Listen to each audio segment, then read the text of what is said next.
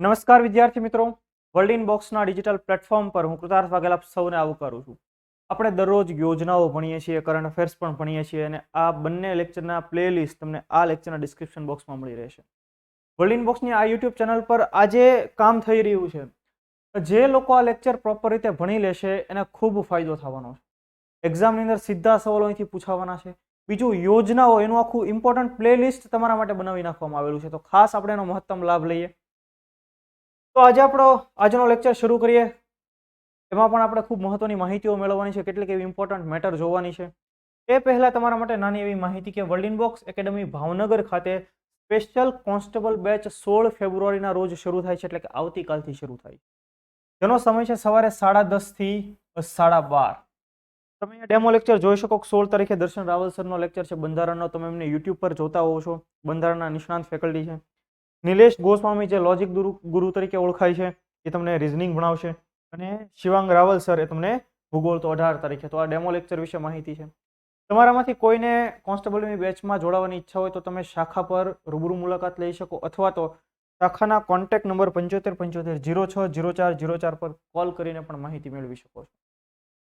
તો આ સિમ્પલ વાત થઈ world in box academy Bhavnagar ખાતે શરૂ થનારી બેચની, કોન્સ્ટેબલ બેચની. અને તમને ખ્યાલ છે કે ભાઈ 2023માં ખાખીની ઘણી બધી ભરતીઓ છે અને વર્લ્ડ ઇન બોક્સ ગુજરાતભરની અંદર સ્પર્ધાત્મક પરીક્ષાની અંદર સૌથી વધુ પરિણામ આપતી સંસ્થા છે, જેનો પુરાવો પણ તમને મળી જાય. વર્લ્ડ ઇન બોક્સના પાસ થયેલા વિદ્યાર્થીઓ PSI all Gujarat rank 1 world in બોક્સના વિદ્યાર્થી રહેલા છે. બરાબર. હવે આપણે જોઈએ લાસ્ટ લેક્ચરની અંદર પૂછેલો ક્વેશ્ચન, આપણો સવાલ કે તુર્કી અને સિરિયામાં આવેલા ભૂકંપ માટે ભારતે કયું ઓપરેશન લોન્ચ કર્યું હતું. ખૂબ જ ઇમ્પોર્ટન્ટ ઓપરેશન, અને આ ઓપરેશનનું નામ હતું ઓપરેશન દોસ્ત. આપણે ભણી ગયા છીએ આ મુદ્દો. દોસ્ત તુર્કીશ ભાષા અને હિન્દી ભાષામાં એક કોમન વર્ડ છે દોસ્ત, એટલે કે મિત્રતા, મિત્ર. અને આ જે એક જબરજસ્ત ભૂકંપ આવ્યો એના માટે ભારત દ્વારા શરૂ થયેલું ખાસ ઓપરેશન દોસ્ત. યાદ રાખી લો કે આ સવાલ તમારી પરીક્ષામાં પૂછાવાની સૌથી વધુ સંભાવનાઓ છે, એટલે આને તમે 10 સ્ટાર રેન્કનો ક્વેશ્ચન કહો તો પણ ખોટું નથી. હવે આપણે જોઈએ પહેલી જ મેટર કે ભારતમાં મધ્યસ્થી માટેના નિયમોનો મુસદ્દો તૈયાર કરવા માટે પીકે મલ્હોત્રાની અધ્યક્ષતામાં એક કાર્યકારી સમિતિ બનાવવામાં આવી છે. મધ્યસ્થી એટલે કે મીડિયેશન. હવે કોઈ પણ બે લોકો વચ્ચે ડખા થઈ જાય તો એની વચ્ચે મધ્યસ્થતા કોઈ કરાવડાવે, એને શું કહેવાય?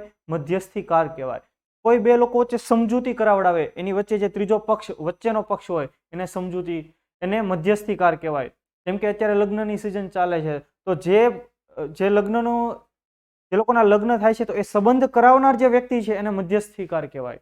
તો આ બાબતે તમે જુઓ કે કાયદા અને ન્યાય મંત્રાલયે મધ્યસ્થી બિલ અધિનિયમ એટલે કે મીડિયેશન બિલ અથવા તો એક્ટ 2021ની જોગવાઈઓના અમલીકરણ માટે થઈને ખાસ એક કાર્યકારી સમિતિ રચી છે. જે સમિતિને કોણ લીડ કરે છે? તો કે પૂર્વ લો સેક્રેટરી પીકે મલ્હોત્રા. ખૂબ જ ઇમ્પોર્ટન્ટ સવાલ, તમને સીધો સવાલ પૂછાય. હું સવાલ પણ તમને બનાવી દઉં કે તાજેતરમાં મીડિયેશન બિલ અથવા તો એક્ટ 2021ની જોગવાઈઓના અમલીકરણ માટે કોની અધ્યક્ષતામાં કાર્યકારી સમિતિ નિયુક્ત કરવામાં આવી? કોની અધ્યક્ષતામાં એક સમિતિ બનાવવામાં આવી? તો પૂર્વ લો સેક્રેટરી, ફોર્મર લો સેક્રેટરી પીકે મલ્હોત્રાની અધ્યક્ષતામાં. હવે આપણે જોઈએ કે આ સમિતિએ શું શું કામ કરવાનું રહેશે, એના માટે એની ઉપર શું જવાબદારી રાખી છે સરકારે. તો જો આ સમિતિ મધ્યસ્થી બિલ હેઠળ વિવિધ હિતધારકો માટે પ્રમાણપત્રો, માન્યતા, ગ્રેડિંગ, માપદંડ વગેરે સહિત વિવિધ ધોરણો નક્કી કરવા માટેના સૂચનો આપશે. ઇન શોર્ટ, આ સમિતિ સરકારને સલાહ સૂચન આપશે. દરેક એના જે શેર હોલ્ડર હોય, દરેક આ બિલ, આ એક્ટ જેને લાગુ પડશે એના સંબંધિત સૂચનો સરકારને આપશે. સમિતિ ગૌણ કાયદા મુજબ મધ્યસ્થી ઓનલાઈન માટે પણ માહિતી આપશે સરકારને, એના માટે પણ સૂચના આપશે કે આના કઈ રીતે આપણે ઓનલાઈન લઈ જઈ શકીએ. આ સમિતિ મધ્યસ્થતા વિધેયક અધિનિયમની જોગવાઈના અમલીકરણ અંગેનો રોડ મેપ આપશે કે મીડિયેશન બિલ અથવા તો મીડિયેશન એક્ટ 2021 છે એને કઈ રીતે ઇમ્પ્લિમેન્ટ કરવું જોઈએ, એનો રોડ મેપ આપશે. રોડ મેપ એટલે તમને ખ્યાલ છે કે તમારું કેમ પરીક્ષાનું આયોજન હોય, તમે તૈયારીનું આખું એક રોડ મેપ બનાવો, એક પ્લાન બનાવો, એમ આ મીડિયેશન બિલના એક્ઝિક્યુશન, એના અમલીકરણ, ઇમ્પ્લિમેન્ટેશન માટેનો રોડ મેપ પણ સરકારને આપશે. સમજી રહ્યા છો દરેક? આ સમિતિ મધ્યસ્થી બિલ અધિનિયમની જોગવાઈઓના લાભોના સક્રિય પ્રચાર માટે પદ્ધતિ પણ પ્રદાન કરશે અને હિતધારકો અને નાગરિકો વચ્ચે જોગવાઈઓનો વ્યાપક પ્રચાર પણ કરશે. ઇન શોર્ટ, આખા એક્ટને કેવી રીતે લાગુ કરવું એના માટેની આ સમિતિ છે. ખાસ આપણે યાદ રાખીએ, પી.કે. મલ્હોત્રા સમિતિ. હવે આપણે જોઈએ અન્ય કેટલીક સમિતિઓ અને એમનું કાર્યક્ષેત્ર.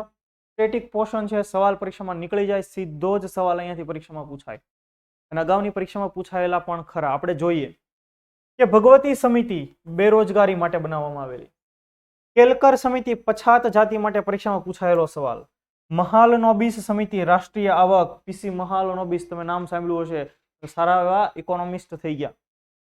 સરકારિયા કમિશન અથવા તો સરકારિયા સમિતિ કેન્દ્ર અને રાજ્ય વચ્ચેના સંબંધો માટે, ખાસ અહીંયા તમારું ને મારું પ્યારું દિલ્હી, અહીંયા તમારું ને મારું પ્યારું ગુજરાત, અને ગુજરાતની રાજધાની ગાંધીનગર. તો કેન્દ્ર અને રાજ્ય વચ્ચેના સંબંધો માટે સરકારિયા કમિશન. આ સવાલ પરીક્ષામાં પૂછાયેલો છે, ખ્યાલ આવે છે. પાર્થ સારથી શોમ સમિતિ ટેક્સ પોલિસી કરવેરા નીતિ, તેંડુલકર સમિતિ ગરીબી રેખા હેઠળ જીવતા લોકોની સમીક્ષા માટેની કમિટી એટલે તેંડુલકર કમિટી. બીજી તેંડુલકર કમિટી એ માટે પણ હતી કે ગરીબી રેખાના મૂલ્યાંકન માટે. તો તેંડુલકર કમિટીના બે મુખ્ય કામો, બંને સમિતિ આપણે યાદ રાખીએ. કોઠારી પંચ પરીક્ષા સંબંધિત ઇમ્પોર્ટન્ટ શૈક્ષણિક સુધારાઓ માટે, જે લોકો ખાસ ટેટ ટાટની અત્યારે તૈયારી કરે છે એમને આવો સવાલ પૂછાય. બળવંતરાય સમિતિ પંચાયતી રાજ, મંડલ કમિશન પછાત જાતિઓ માટે બેઠકોનું અનામત, બિમલ જાલન સમિતિ નવા બેન્કિંગ લાયસન્સ, એનકેસી સમિતિ ટેક્સ પોલિસીની સમીક્ષા માટે, વૈદ્યનાથન સમિતિ સિંચાઈના પાણી માટે. તો આ ખાસ ઇમ્પોર્ટન્ટ સમિતિઓ છે, પરીક્ષામાં પૂછાવાય એવી સમિતિઓ છે, ખાસ આપણે યાદ રાખીએ ને. યાદ રહ્યો તમને દરેકને મુદ્દો? જો આ સ્ટેટિક પોર્શન પણ યાદ રાખવો જરૂરી છે. ઘણી બધી સમિતિઓમાંથી સવાલો પૂછાયેલા છે અને અહીંયા મેં ઇમ્પોર્ટન્ટ સમિતિ ખાસ ધ્યાને લીધી છે. વિઝિટ ઇન્ડિયા યર 2023 નો શુભારંભ. વિઝિટ ઇન્ડિયા યર 2023 એનો શુભારંભ થયો. કેન્દ્રીય પ્રવાસન મંત્રાલયે નવી દિલ્હીમાં વિઝિટ ઇન્ડિયા યર 2023 નો શુભારંભ કર્યો હતો. હવે શા માટે આવા પ્રકારના ઇનિશિયેટિવ કરવા પડે, શા માટે આવી ઇવેન્ટ યોજાય? તો કે વિઝિટ ઇન્ડિયા, પ્રવાસન મંત્રાલય, ભારતની અંદર ટુરિઝમને પ્રમોટ કરવું. હવે આટલો એન્શિયન્ટ એરા આપણો રહેલો છે, આપણું એટલા બધા અહીંયા સ્મારકો રહેલા છે, વિરાસત સ્થળો રહેલા છે, તો ત્યાં વિદેશીઓને આકર્ષવા, જેથી કરીને ટુરિઝમને પ્રમોશન મળશે, આપણી ઇકોનોમિક એક્ટિવિટી ગ્રો થશે. તો એ માટે ખાસ આ પહેલ અંતર્ગત દેશમાં પર્યટન, મોટી યોજનાઓ તથા પ્રવૃત્તિઓને પ્રોત્સાહન આપવામાં આવે છે. અને એનું ચિહ્ન પણ શું હતું? તો કે નમસ્તેની મુદ્રામાં છે. કેમ કે તમને ને મને ખ્યાલ છે કે આપણું જે નમસ્તે છે એ વિશ્વભરમાં પ્રખ્યાત છે. જ્યારે કોવિડનો એરા હતા ત્યારે લોકો શેક હેન્ડ નહોતા કરતા, ત્યારે નમસ્તે કરતા હતા. તો આ ભારતનો પ્રભાવ છે. પ્રતીક ચિહ્નમાં ભારતની વિરાસતના તત્વો, સ્મારકોની સાથે જ અંતરિક્ષ અને અન્ય ક્ષેત્રોમાં ભારતની આધુનિક સિદ્ધિઓને પણ દર્શાવવામાં આવી છે, અને જેમાં આપણા સ્ટેચ્યુ ઓફ યુનિટીનો પણ સમાવેશ કરવામાં આવ્યો છે. સ્ટેચ્યુ ઓફ યુનિટી, એનાથી આપણે સૌ પરિચિત છીએ, આપણને કોઈને ન ખ્યાલ એવું બને નહીં. તો ખાસ સવાલ પૂછાય કે તાજેતરમાં વિઝિટ ઇન્ડિયા યર 2023 નું આયોજન ક્યાં કરવામાં આવ્યું, એનો શુભારંભ ક્યાં કરવામાં આવ્યો? નવી દિલ્હી ખાતે. ઉદ્દેશ્ય શું? પ્રવાસનને પ્રમોટ કરવું. ત્યાર પછી આપણે જોઈએ વર્લ્ડ ઇનબોક્સ એકેડમી ગાંધીનગર ખાતે 2 માર્ચ એટલે કે 2 માર્ચથી 2023 સાંજે 6 થી 8 પીએસઆઈની 3જી બેચ શરૂ થવા જઈ રહેલી છે. અને એના માટે સ્પેશિયલ ઓફર પણ છે કે જે લોકો 26 ફેબ્રુઆરી સુધીમાં એડમિશન લેશે એમને માત્ર 30,000 રૂપિયાની જ ફી ચૂકવવાની રહેશે. બરાબર? તો આ સ્પેશિયલ ઓફર શરૂ છે હાલની તારીખે. પીએસઆઈની 3જી બેચ, 2 બેચો પૂર્ણ રૂપે ભરાઈ ગયેલી છે, એડમિશન ક્લોઝ થઈ ગયેલા છે, જ્યારે 3જી બેચ શરૂ થવા જઈ રહી છે 2 માર્ચથી. તો અહીંયા તમે એની ડિટેલ પણ જુઓ, તમને નિઃશુલ્ક લાઇબ્રેરી મળશે, ડેઇલી ટેસ્ટ હશે, ત્યાર પછી તમને મટીરિયલ આપવામાં આવશે, નિષ્ણાંત ફેકલ્ટીઓ હશે, અને એ સિવાય જે લોકો આ બેચમાં એડમિશન લેશે એમને world in box my class application free of કોસ્ટમાં. જેમાં 2 વિષય મેં ભણાવ્યા છે, એક મોડર્ન ઇન્ડિયન હિસ્ટ્રી એટલે કે આધુનિક ભારતનો ઇતિહાસ, અને કમ્પ્યુટર. બંને વિષયો પ્રોપર પીપીટી સાથે, કમ્પ્યુટરમાં ખાસ એક એનિમેશનનો ઉપયોગ કરવામાં આવ્યો. તમને દરેક ડિટેલ ત્યાં ને ત્યાં જ સમજાઈ જશે. ડન. તો વાત થઈ ગાંધીનગર ખાતે શરૂ થનારી બેચ વિશે. ત્યાર પછી ભારતમાં માઇક્રોસોફ્ટ રિસર્ચનો પ્રોજેક્ટ, જેનું નામ છે પ્રોજેક્ટ એલોરા. તો પહેલો જ સવાલ કે તાજેતરમાં ભારતની અંદર કઈ કંપનીએ પ્રોજેક્ટ એલોરા શરૂ કર્યો હતો, પ્રોજેક્ટ એલોરા લોન્ચ કર્યો હતો, અથવા તો પ્રોજેક્ટ એલોરા કઈ કંપનીનો પ્રોજેક્ટ છે? તો કે માઇક્રોસોફ્ટ, દુનિયાની એક દિગ્ગજ આઈટી કંપની. હવે આપણને થાય કે આ પ્રોજેક્ટનો ઉદ્દેશ્ય શું રહેલો છે? તો સિમ્પલ એનો મોટિવ છે કે ભાઈ ભારતની અંદર ઘણી બધી ભાષાઓ બોલાય. તો આ જે ભાષાઓ છે એમાંથી ઘણી ભાષાઓ એવી છે કે જે સીમિત ક્ષેત્ર માટે બોલાય છે. તો કોઈ નાનો વિસ્તાર હોય, કોઈ રાજ્યના કોઈ જિલ્લાના અમુક ગામડાઓ, અથવા તો એકાદ ગામડું હોય, એકાદ ગામડાની અમુક પર્ટિક્યુલર કાસ્ટ હોય, ત્યાં જ એ ભાષા બોલાતી હોય અને સમય સાથે એ ભાષા નાશ પામે. તો એ જે ખૂબ ઓછા ક્ષેત્રની અંદર ખૂબ ઓછા લોકો જે ભાષાઓ બોલે છે એ ભાષા નાશ ન પામે એના સંરક્ષણ માટે થઈને ખાસ આ પ્રોજેક્ટ એલોરા લોન્ચ કર્યો. કોણે? માઇક્રોસોફ્ટે. આ પ્રોજેક્ટ અંતર્ગત દુર્લભ ભારતીય ભાષાઓને સંરક્ષિત કરવામાં આવશે. અને કઈ કઈ ભાષાઓ એનો ખાસ અત્યારે ધ્યાન કેન્દ્રિત કરવામાં આવ્યું છે? તો કે ગોંડી, મુંડારી અને ઇન્દુ મિશ્મી પર ખાસ ધ્યાન કેન્દ્રિત કરવામાં આવ્યું છે. આ ત્રણ ભાષાઓ ખૂબ લિમિટેડ ક્ષેત્રોમાં બોલાય છે, ખૂબ ઓછા લોકો બોલે છે. તો આપણે ત્રણેય ભાષાઓ વિશે જોઈએ. ગોંડી ભાષા. ગોંડી ભાષા એક દક્ષિણ મધ્ય દ્રવિડિયન ભાષા છે જે ઉર્દુ સિવાય ગોંડી લિપિ કદાચ દેશની એકમાત્ર એવી લિપિ છે જે જમણેથી ડાબે લખવામાં આવે. જમણેથી ડાબે એટલે શું? તો કે આમ જે લખવામાં આવે એને શું કહેવાય? જમણેથી ડાબે, આ બાજુથી આ બાજુ. ઉર્દુ પણ આપણને ખબર છે કે જમણેથી ડાબે લખાય છે. આપણી ગુજરાતી ડાબીથી જમણી બાજુ લખાય છે. તો એક આ ભાષા. મુંડારી ભાષા. મુંડા લોકો દ્વારા બોલવામાં આવતી ભાષા છે મુંડારી ભાષા, જે ઓસ્ટ્રો એશિયાટિક ભાષા પરિવારની છે, જે ક્યાં બોલાય છે? પૂર્વી ભારતીય રાજ્યની અંદર. પૂર્વી ભારતીય રાજ્ય એટલે 7 સિસ્ટરની બોલાય. પછી એની નીચેના વિસ્તારો ઝારખંડ, ઓડિશા, પશ્ચિમ બંગાળ. તો એ પૂર્વ ભારતના રાજ્યોની અંદર બોલાતી ભાષા છે. ત્યાર પછી ઇદુ મિશ્મી ભાષા. અરુણાચલ પ્રદેશના દિબાંગ ખીણ જિલ્લામાં મિશ્મી લોકો દ્વારા તેને બોલવામાં આવે છે.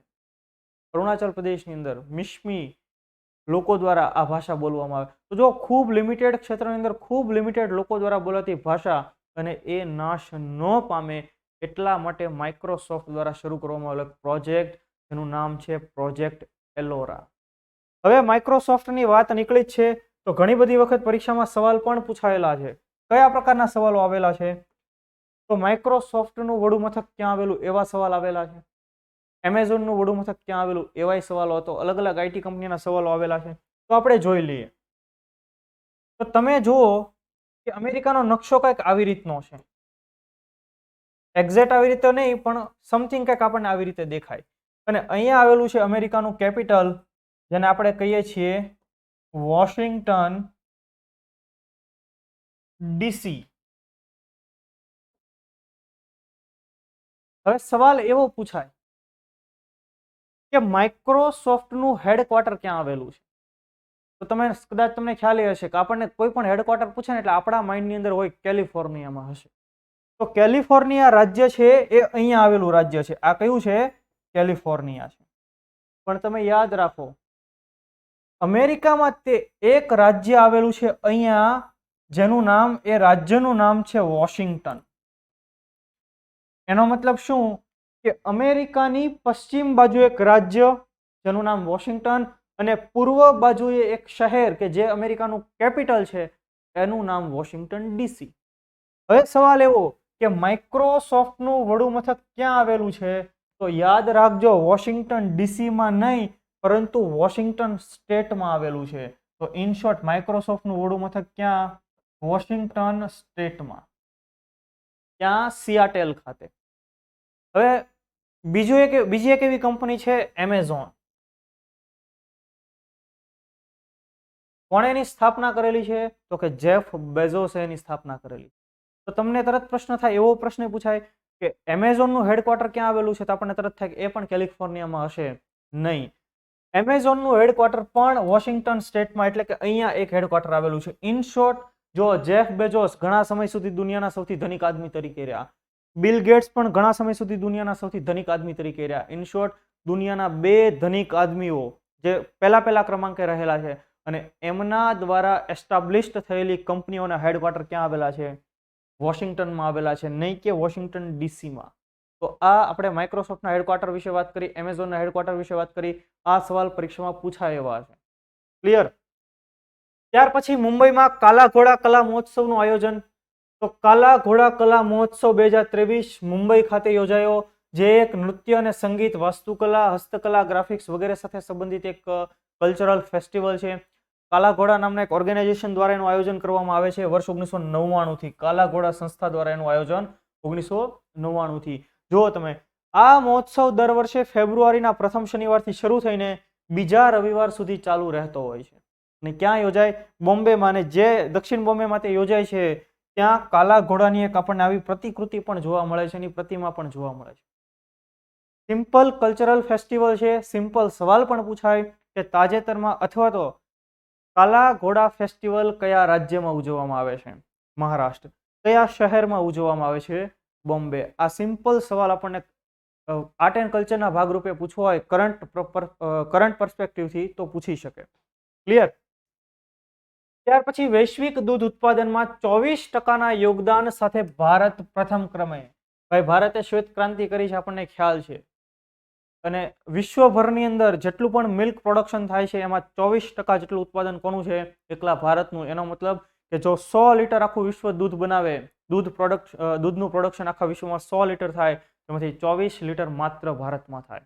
અને એ સંબંધિત તાજેતરમાં એક આખો અહેવાલ પબ્લિશ થયો તો જોઈએ આપણે કે ખાદ્ય અને કૃષિ સંગઠન કોર્પોરેટ આંકડાકીય ડેટાબેઝ FAO સ્ટેટ, એમણે પોતાનો અહેવાલ આપ્યો અને અહેવાલમાં કીધું કે વર્ષ 2021-22માં વૈશ્વિક વર્લ્ડ મિલ્ક પ્રોડક્શનમાં 24% યોગદાન સાથે ભારત વિશ્વનો સૌથી વધુ દૂધ ઉત્પાદન કરનારો દેશ બની ગયો છે.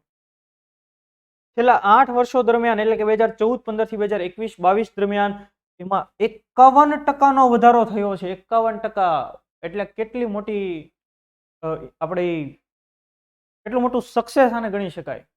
51% જેટલો છેલ્લા 8 વર્ષની અંદર વધારો થયો. આના માટે આપણે ખાસ એક સંસ્થાને પણ યાદ રાખવી જોઈએ, Amul, Anand milk union limited, the taste of India.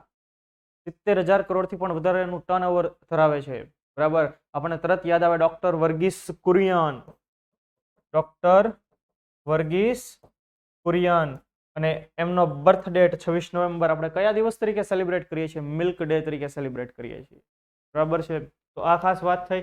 હવે ભારતીય ડેરી ફિલ્ડની પણ થોડીક ચર્ચા કરી લઈએ કે ભારત દૂધ ઉત્પાદનમાં પ્રથમ ક્રમે અને ભારતના 5 મોખરાના એટલે કે ટોચના દૂધ ઉત્પાદન કરનારા રાજ્યો. ઉત્તર પ્રદેશ 14.9%, રાજસ્થાન 14.6%, મધ્યપ્રદેશ, ગુજરાત અને આંધ્રપ્રદેશ આ ક્રમાનુસાર આપેલા છે. હો ભાઈ, પહેલા ક્રમે ઉત્તર પ્રદેશ, બીજા ક્રમે રાજસ્થાન, ત્રીજા ક્રમે મધ્યપ્રદેશ, ચોથા ક્રમે ગુજરાત અને પાંચમા ક્રમે આંધ્રપ્રદેશ. અને ભારતની જે ટોટલ ઇકોનોમી છે એમાં પણ ડેરી ફિલ્ડનું કેટલા ટકા યોગદાન છે? તો કે 5% જેટલું યોગદાન રહેલું છે. હવે તમને લોકોને ખ્યાલ છે આપણી આખી થિયરી કે આપણે કેમ ભણીએ છીએ કે આ વાત થાય છે ડેરી ફિલ્ડની, ડેરી ક્ષેત્રની. તો સૌથી પહેલા ક્રમે છે ઉત્તર પ્રદેશ, પછી છે બીજા ક્રમે રાજસ્થાન, ત્રીજા ક્રમે મધ્યપ્રદેશ, ચોથા ક્રમે ગુજરાત અને પાંચમા ક્રમે છે આંધ્રપ્રદેશ. તો જો આ ડેરી ફિલ્ડની અંદર દૂધ ઉત્પાદન કરનારા ટોચના 5 રાજ્યો ક્રમાનુસાર. આમાંથી ક્યાંય પણ આપણને સવાલ પૂછાય તો આપણને આવડવો જોઈએ. ક્લિયર થાય છે? ત્યાર પછી ગુજરાતના પાટણમાં સૌપ્રથમ પ્રાકૃતિક ખેતી અંગે સંશોધન.